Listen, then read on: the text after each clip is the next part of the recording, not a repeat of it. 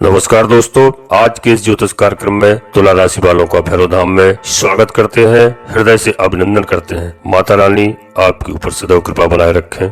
जी हाँ दोस्तों, आज आपकी राशि के जातकों को स्वयं भगवान श्री कृष्ण देने जा रहे हैं उपदेश। एक गौ माता के स्पर्श से एवं एक रोटी मात्र खिलाने से आपकी सभी समस्याओं का करेंगे निराकरण। जी हाँ दोस्तों, आप सावधान हो जाएं। आज आपको अपनी जिंदगी बदलने के लिए पूरा मौका मिलने वाला है। पूरे भक्ति भाव से इस भगवान श्री कृष्ण के मुखारबिंद से इस प्रसंग को सुनना है। और यह प्रसंग स्वयं देव ऋषि नारद जी को भगवान श्री कृष्ण जी के द्वारा सुनाया गया है। आज आप एक बहुत ही लाभदायक और छोटा सा उपाय हम आपको बताने जा रहे हैं एवं गौ माता के बारे में आप जान जाएंगे। फिर आपको कहीं जाने की जरूरत नहीं है। दोस्तों, स्वयं ही भगवान श्री कृष्ण जी के द्वारा बताए गए हैं गौ माता के गुण। आप आज इस वीडियो को बिल्कुल बीच में नहीं छोड़ना है, पूरा देखना है और एकांत में बैठकर देखना है।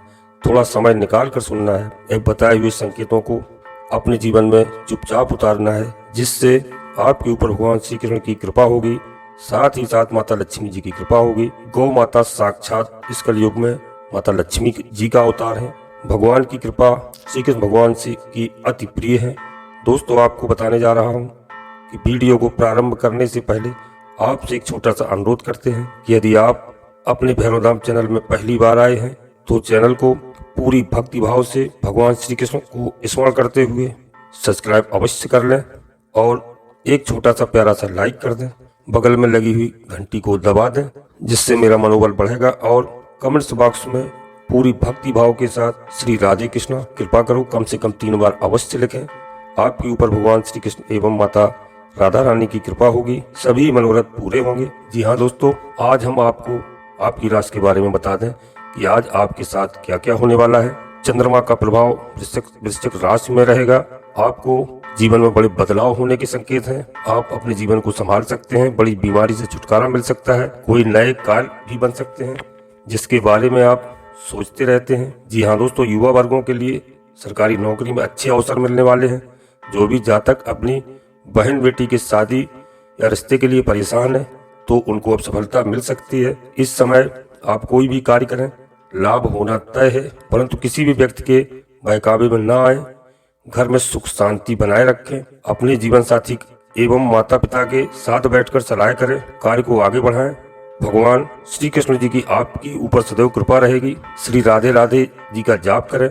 जी हाँ दोस्तों, अब हम आपको बताने जा रहे हैं भगवान श्री कृष्ण ने जो देवर्षि नारद जी को बताया गौ माता की सेवा करने के लाभ। और आप भी शुरू कर दें गौ माता की सेवा, आपकी किस्मत बदल जाएगी। जी हाँ दोस्तों, अब हम वीडियो को प्रारंभ करते हैं। गाय को एक रोटी खिलाने से मनुष्य को कौन कौन सा फल मिलता है। दोस्तों, गाय की सेवा करने से, गाय को रोटी खिलाने से क्या क्या फल मिलता है। गाय के किस अंग को स्पर्श करने से रोग नष्ट होते हैं। गाय को प्रणाम करने से हमें क्या फल मिलता है। इसके मनुष्य को कितने फायदे मिलते हैं, आज इस प्राचीन महाकथा के माध्यम से हम आपको बताने जा रहे हैं। जी हाँ दोस्तों, गौ माता की ये महान कथा। दोस्तों, एक बार देवर्षि नारद जी ने भगवान श्री कृष्ण जी से मिलने के लिए द्वारका नगरी में पधारे। भगवान श्री कृष्ण जी के पास आकर नारद जी ने उन्हें प्रणाम किया। देवर्षि नारद को देखकर भगवान श्री कृष्ण प्रसन्न हो जाते हैं और पूछने लगते हैं, हे देवर्षि, आपका द्वारका में स्वागत है। आज किस प्रयोजन से द्वारका में आने का आपने निर्णय लिया है। देवर्षि नारद जी हर्ष के साथ कहने लगते हैं, हे प्रभु, आप तो सब कुछ जानते हैं, फिर भी इस दास से पूछ रहे हैं। भला आपसे कोई बात कैसे छिपी हो सकती है। मेरे मन में क्या प्रश्न है, आपको भली बात पता है। हे भगवान श्री कृष्ण जी, देवर्षि, मैं आपकी कथा को, आपकी कथा को जानता हूँ और यह भी जानता हूँ कि आप समस्त मनुष्य जाति के कल्याण के लिए ही आज यहाँ पर पधारे होंगे। आप निसंकोच होकर पूछें, आपके मन में जो भी प्रश्न हो। फिर देवर्षि कहने लगे, हे प्रभु, यदि आप चाहते हैं तो मैं आपसे एक प्रश्न पूछने की चेष्टा कर रहा हूँ। प्रभु, मैं आज पृथ्वी लोक का भ्रमण कर रहा था तो मैंने बड़ा ही विचित्र दृश्य देखा।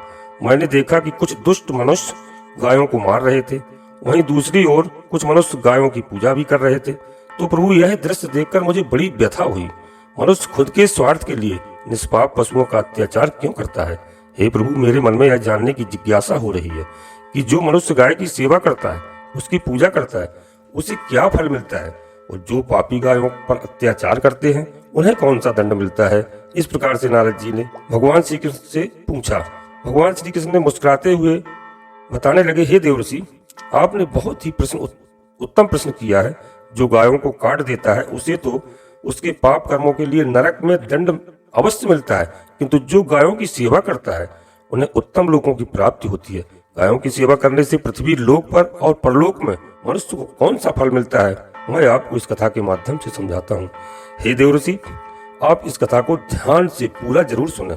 इस कथा को जो भी मनुष्य सुनता है और इसका प्रचार करता है उसके समस्त पाप नष्ट हो जाते हैं, उसे धन धान्य की प्राप्ति होती है और मृत्यु के बाद वह मेरे धाम लोक में जाता है। देवर्षि कहने लगते हैं, हे प्रभु, यह मेरा सौभाग्य है कि आपके मुख से मुझे यह कथा सुनने को मिल रही है। मैं इस कथा को ध्यान से पूरा सुनूंगा और इसका प्रचार मनुष्यों में करूंगा। भगवान श्री कृष्ण कहते हैं, हे देवर्षि, प्राचीन काल की बात है, पृथ्वी लोक पर वैवस्वत मनु के वंश में एक दिलीप नाम के राजा हो गए हैं। महाराज दिलीप धर्म का पालन करने वाले, गुणवान, चरित्रवान तथा पराक्रमी थे। उन्होंने धर्मपूर्वक पृथ्वी का पालन किया और अपनी प्रजा को सदैव ही प्रसन्न रखा। उनकी प्रजा सदैव उनसे संतुष्ट रहती थी। मगध देश की राजकुमारी सुदक्षिणा महाराज दिलीप की पत्नी थी। महाराज दिलीप और महारानी सुदक्षिणा बड़ी ही प्रसन्नता से रहने लगे थे, किंतु अनेक वर्ष बीत जाने के बाद भी महारानी के गर्भ में कोई संतान नहीं हुई। तब महाराज दिलीप एकांत में बैठकर सोचने लगे कि मैंने कोई पाप नहीं किया है और मैंने सदैव ही धर्म के मार्ग पर चलकर ही सभी कार्य किए हैं, फिर भी मेरे किस दोष के कारण मुझे संतान प्राप्ति नहीं हो रही है। इतना सोचकर वे बहुत चिंतित हो गए। फिर उनके मन में एक विचार आया कि इस समस्या का समाधान केवल गुरु वशिष्ठ जी ही कर सकते हैं। वे ही मुझे मेरे दोस्त के बारे में बताएंगे और पुत्र प्राप्ति के लिए कोई उपाय बताएंगे। इतना सोचकर महाराज दिलीप अपनी पत्नी के साथ गुरु वशिष्ठ जी के आश्रम पर पहुंच गए। आश्रम पर वशिष्ठ जी नित्य कर्म, ध्यान आदि कार्य समाप्त करके अपनी पत्नी अरुंधति के साथ बैठे हुए थे। उसी समय महाराज दिलीप रानी के साथ उनके पास जाते हैं और उनका दर्शन करते हैं। वशिष्ठ जी ने महाराज दिलीप का स्वागत किया और उनकी पत्नी अरुंधति ने महारानी का स्वागत किया और उनका कुशल मंगल पूछते हुए उन्हें आशीर्वाद दिया। वशिष्ठ जी महाराज दिलीप से कहने लगे, हे राजन, सब कुशल मंगल तो है, न आप और महारानी का आज अचानक वन में मेरी कुटिया में पधारने का क्या प्रयोजन है? क्या कारण है? किस कारण से एक महान सम्राट को अपना राजपाट छोड़कर इस वन में आना पड़ा? इक्ष्वाकु कुल के सभी राजा महाराजा पुत्र उत्पन्न करके उन्हें अपना राज सौंपकर तपस्या करने के लिए वन में आते थे, किंतु आप अभी भी जवान हैं। आपने अभी अभी राज्य का कार्यभार संभाला है। आपने अभी तक पुत्र भी उत्पन्न नहीं किए, फिर आप ऐसे अपना राजपाट छोड़कर वन में क्यों चले आए हैं? यह आप जैसे महान सम्राट को शोभा नहीं देता है। फिर महाराज दिलीप कहते हैं, हे महर्षि, मैं आपके यहाँ पर तपस्या करने के लिए नहीं आया हूँ। गुरुदेव, मैं आपके पास सहायता मांगने के उद्देश्य से आया हूँ। कृपया आप मेरी मदद कीजिए, मैं बहुत दुखी हूँ। फिर महर्षि वशिष्ठ जी कहते हैं, हे राजन, आपके जैसे महान सम्राट को भला किस बात की सहायता चाहिए? आप तो स्वयं सभी की रक्षा एवं सहायता करने में सक्षम हैं। महाराज दिलीप जी कहते हैं, हे गुरुदेव, मैं आपके पास यह जानने के लिए आया हूँ कि किस दोष के कारण मुझे अभी तक पुत्र रत्न की प्राप्ति नहीं हुई है। कृपया आप अपनी दिव्य शक्ति से जानकर मुझे मेरा दोष बताइए और उस दोष के निवारण के लिए उपाय भी अवश्य बताइए। पुत्र के बिना मेरा जीवन व्यर्थ हो जाएगा, मुझे मुक्ति नहीं मिलेगी। तब महर्षि वशिष्ठ जी कहते हैं, हे राजन, यह तो आश्चर्य की बात है, मैं अवश्य आपकी सहायता करूंगा। फिर महर्षि वशिष्ठ अपनी दिव्य दृष्टि से महाराज के भूतकाल को देखने लगते हैं तो उन्हें राजा की एक भूल के बारे में पता चलता है। महर्षि वशिष्ठ महाराज से कहते हैं, हे राजन, आपसे एक बड़ी भूल हुई है जिसका आपको ज्ञान नहीं है। जब आप इंद्रलोक में देवराज से मिलकर लौट रहे थे, तभी मार्ग में एक कल्प वृक्ष के नीचे खड़ी गाय और उसके बछड़े को आपने दुर्लभ कर दिया था। वह गाय और उसका बछड़ा अत्यंत भूखे और कष्ट में थे। आपने उस कामधेनु गाय को न तो भोजन कराया और न ही उसे नमस्कार किया। उस गाय ने आपसे सहायता भी मांगी थी, किंतु आप अपनी प्रसन्नता में खोए हुए थे और आपको उस गाय की पुकार भी सुनाई नहीं दी। आपकी कृतज्ञता को देखकर वह गाय अत्यंत दुखी हुई थी और उसने आपको श्राप दे दिया था। हे राजन, जो मनुष्य गाय को कष्ट में देखकर उसकी सहायता नहीं करता है, भूखी गौ माता को भोजन नहीं कराता है, उसे तो महापाप लगता है और उसी गाय के श्राप के कारण आपकी कोई संतान नहीं है। इस प्रकार से महर्षि ने वशिष्ठ जी महाराज ने दिलीप को उनके दोस्त के बारे में बता दिया, जिसे सुनकर महाराज बहुत दुखी हुए और पश्चाताप करते हुए कहने लगे, हाय, यह मैंने क्या कर दिया, मुझे पर धिक्कार है। मेरी ही मूर्खता के कारण एक गाय को और उनके कोमल बछड़े को इतना दुख सहना पड़ा। मुझे तो अब राजा बने रहने का भी अधिकार नहीं है। महाराज महर्षि वशिष्ठ से कहते हैं, हे गुरुदेव, मैं अपनी इस भूल को सुधारना चाहता हूँ। कृपया आप ही मुझे कोई उपाय बताइए जिससे मैं अपने इस घोर पाप से मुक्ति पा सकूं। मेरा अपराध क्षमा के योग्य नहीं है, किंतु फिर भी मैं प्रायश्चित करना चाहता हूँ। फिर महर्षि वशिष्ठ जी कहने लगते हैं, हे राजन, आप दुखी ना हो, इस दोष से मुक्ति का उपाय अवश्य है। आप मेरे आश्रम की नंदिनी गाय की सेवा करो। यह उसी कामधेनु गाय की पुत्री है जिसकी आपने सहायता नहीं की थी। अपनी पत्नी के साथ मिलकर तुम उस गाय की सेवा करो, उसकी आराधना करो, वह तुम्हें अवश्य पुत्र प्रदान करेंगी। तभी वह नंदिनी गाय बाहर से उस आश्रम में प्रवेश करती है। उस गाय को आता देखकर महर्षि वशिष्ठ बोले, हे राजन, देखिए, केवल स्मरण करने मात्र से ही कल्याण करने वाली यह नंदिनी गाय स्वयं चल कर आई है। आप बड़े भाग्यशाली हैं। यह गाय निश्चित ही आपके दुख दूर करेगी। आप वन में इस नंदिनी गाय के पीछे पीछे चलकर इसकी सेवा करो। जंगल में रहने वाले हिंसक पशुओं से इसकी रक्षा करो और आश्रम में लौट आने पर रानी सुदक्षिणा इस गाय की सेवा करें। इससे प्रसन्न होकर यह गाय उन्हें निश्चित ही पुत्र प्रदान करेगी। फिर महाराज दिलीप ने ऐसा ही करने का वचन लिया और फिर दूसरे दिन सुबह महारानी ने गाय की पूजा की और महाराज उस गाय को चराने के लिए वन में लेकर चली गई। जब वह गाय चलने लगती तो महाराज उसके पीछे पीछे चलते, इधर उधर से हरी हरी घास लाकर उस गाय को खिलाते हैं। जब वह गाय किसी वृक्ष के नीचे बैठती तो महाराज भी उसके साथ बैठकर विश्राम करते हैं। महाराज उस गाय के शरीर से डांस और मच्छरों को हटाते हैं और अपने हाथों से उसके मस्तक को सहलाते हैं। जी हाँ दोस्तों, इस प्रकार से महाराज उस गाय की सेवा करने लगे। जब शाम हुई संध्या के समय तो महाराज उस गाय के साथ आश्रम में लौट आए। आश्रम में पहुंचते ही महाराज उस गाय ने अपने खुरों से महाराज पर धूल उड़ाई, जिससे महाराज का शरीर पवित्र हो गया। जी हाँ दोस्तों, और उसके सभी पाप नष्ट हो गए। फिर महारानी सुदक्षिणा ने आगे आकर नंदिनी की अगवानी की और विधि पूर्वक गौ माता का पूजन किया। तब बारंबार प्रणाम किया, चरणों में मस्तक झुकाकर प्रणाम किया। फिर उस गाय की प्रदक्षिणा करके हाथ जोड़कर वह आगे खड़ी हो गई।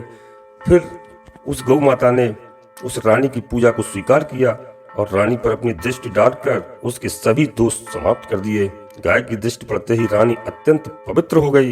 इस प्रकार से महाराज दिलीप को उस नंदिनी गाय की सेवा करते हुए 20 दिन बीत गए। फिर 21वें दिन महाराज जब गाय को लेकर वन चले गए तो वह गाय चढ़ते चढ़ते हिमालय पर्वत पर ले चली गई और महाराज भी उसके पीछे पीछे चले गए। वहां उस पर्वत पर खड़े होकर महाराज उस हिमालय पर्वत की सुंदरता को निहार रहे थे। इतने में ही एक शेर ने आकर उस नंदिनी गाय को बलपूर्वक दबोच लिया। राजा को उस शेर के आने की आहट तक नहीं हुई। उस शेर के चुंगल में फंसी नंदिनी ने दयनीय स्वर से बड़े जोर से चीत्कार किया, महाराज मेरी रक्षा करो, हे महाराज मेरी रक्षा करो। जैसे ही महाराज ने उस गाय की पुकार सुनी तो उन्होंने देखा एक भयंकर शेर उस गाय को दबोच लिया है और उस गाय की आंखों से आंसुओं की धारा बह रही है, जिसे देखकर महाराज विचित्र हो उठे और उन्होंने तुरंत ही अपना बाण निकाला और धनुष की डोरी पर रखा और उस शेर को मारने की प्रत्यंचा खींच दी। उसी समय उस शेर ने महाराज की तरफ देखा। उस शेर की दृष्टि पड़ते ही महाराज का शरीर स्तंभ हो गया, उनकी शक्ति क्षीण हो गई, उनका सारा बल नष्ट हो गया। जब उनके अंदर उस बाण को छोड़ने की शक्ति तक नहीं रही, फिर वह शेर उस महाराज से बोलने लगा, हे राजन, मेरे ऊपर प्रहार करना तुम्हारे बस की बात नहीं है, क्योंकि भगवान शिव मेरी ही पीठ पर पैर रखकर नंदी पर बैठते हैं, इसलिए तुम मुझे मारने की चेष्टा मत करो। जी हाँ दोस्तों, यहाँ से लौट जाओ। विधाता ने इस गाय को आज मेरा ग्रास नियुक्त किया है, इसलिए तुम इसमें दखल मत दो। मैं जानता हूँ तुम सूर्यवंश में जन्मे हुए राजा दिलीप हो। इस हिमालय पर्वत पर भगवान शिव की बड़ी माया फैली हुई है, इसलिए तुम तुरंत ही यहाँ से निकल जाओ। फिर महाराज बोलने लगे, हे मृगराज, कृपया आप इस गाय को ना मारें। वह महर्षि वशिष्ठ जी की संपूर्ण मनोरथ को पूर्ण करने वाली नंदिनी है। इसकी हत्या करने पर तुम्हें महापाप लगेगा। गुरुदेव ने मुझे इस गौ माता की रक्षा और सेवा करने का आदेश दिया है। इस गाय का एक बछड़ा भी जो घर पर इसकी राह देख रहा है, मैं इस गाय को मरने के लिए छोड़कर नहीं जा सकता हूँ।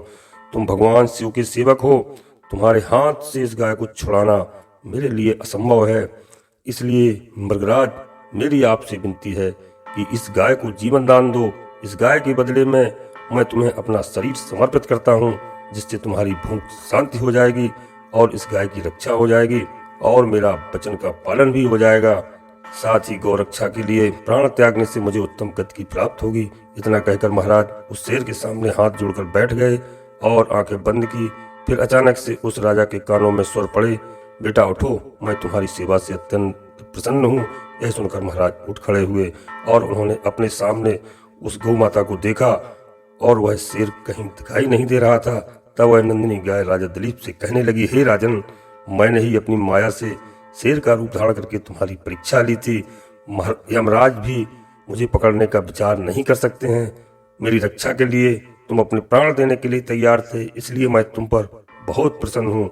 अब तुम मुझे से वरदान मांगो, जो तुम्हारी मनोकामना हो वह कहो, मैं अवश्य पूर्ण करूंगी। महाराज दिलीप कहते हैं, हे गौ माता, मेरे मन में जो इच्छा है वह आप अवश्य जानती होंगी। कृपया मुझे पुत्र रत्न की प्रदान कीजिए, मेरी यही कामना है। फिर उस नंदिनी गाय ने कहा, हे बेटा, तुम पत्ते के द्रोणों में मेरा दूध लेकर उसका पान करो, इससे तुम्हें अत्यंत बुद्धिमान और गुणवान पुत्र की प्राप्ति होगी। महाराज दिलीप कहने लगे, हे माता, मैं इस समय पर मैं आपके मधुर वचन सुनकर ही तृप्त हो चुका हूँ। अब आप मेरे साथ आश्रम पर चलिए दोस्तों, और मैं आपकी पूजा आराधना करके तथा मेरे अनुष्ठान को पूरा करके आपके अमृत समान दूध का पान करता हूँ। उसके बाद महाराज दिलीप उस गाय को लेकर आश्रम चले गए। दोस्तों, आश्रम में पहुंचने पर महारानी सुदक्षिणा ने आगे आकर उस गाय का पूजन किया। तब उस गाय ने कहा, हे महारानी, आप मेरी पीठ को स्पर्श करें, इससे आपको अत्यंत गुणवान, बलवान और विद्वान पुत्र की प्राप्ति होगी। फिर महारानी ने गाय की पीठ को स्पर्श किया। महाराज और महारानी ने उस गाय की विधिवत पूजा अर्चना की और उनके अमृत की समान दूध को प्रसाद समझकर ग्रहण किया। यहाँ दोस्तों, उन दोनों की प्रसन्नता देखकर महर्षि वशिष्ठ कहने लगे, हे राजन, अब यह गाय तुम दोनों पर प्रसन्न है, तुम्हारी मनोकामना अवश्य पूर्ण होगी। जो भी मनुष्य गाय की सेवा करता है, उसे भोजन कराता है, उसकी प्रदक्षिणा करता है, उसके सभी मनोरथ सफल होते हैं। जो भी गाय की रक्षा करता है, उसकी कभी दुर्गति नहीं होती है। दोस्तों, मृत्यु के बाद वह गोलोक में जाता है और भगवान श्री कृष्ण के साक्षात दर्शन करने का सौभाग्य उसे प्राप्त होता है। जो भी जातक श्रद्धा पूर्वक गाय का दूध पीता है, वह सभी रोगों से दूर रहता है। जो गाय की पीठ पर जो कुवड़ होता है, उसे स्पर्श कर लेता है, उसके सभी दोष और पाप नष्ट हो जाते हैं। जी हाँ दोस्तों, गाय का दान करना है। वह बैतरणी नदी को गाय की पूंछ की पकड़कर पार कर लेता है। जो स्त्री रोज गाय को रोटी खिलाती है, वह सौभाग्यशाली बन जाती है। गाय समस्त पापों का नाश करने वाली और सभी मनोरथ को पूर्ण करने वाली, अतः सदैव इसका रक्षण एवं पूजन करें। इसे भोजन कराना चाहिए। इतना करने से ही मनुष्य सभी ऐश्वर्य को प्राप्त कर लेता है। उसकी दरिद्रता समाप्त हो जाती है, गरीबी दूर हो जाती है। फिर भगवान श्री कृष्ण कहते हैं, हे देव ऋषि, इस प्रकार से महाराज दिलीप द्वारा गाय की सेवा करने से उन्हें एक पुत्र की प्राप्ति हुई, जिसका नाम रघु था, जिसके नाम से इस पृथ्वी पर सूर्यवंश की ख्याति हुई है और बाद में उसका वंश रघुवंश नाम से प्रसिद्ध हुआ है। तो दोस्तों, आप भी नित्य गाय की सेवा करें, रोज गाय को रोटी खिलाएं, गाय की रक्षा करें। आज संकल्प लें। और यह कथा मैंने आपको उस समय की सुनाई है, इससे आपको ज्ञात होना चाहिए उसी वंश से भगवान श्री राम जी हैं, जो आज उनकी वापसी हो गई है 500 वर्ष बाद।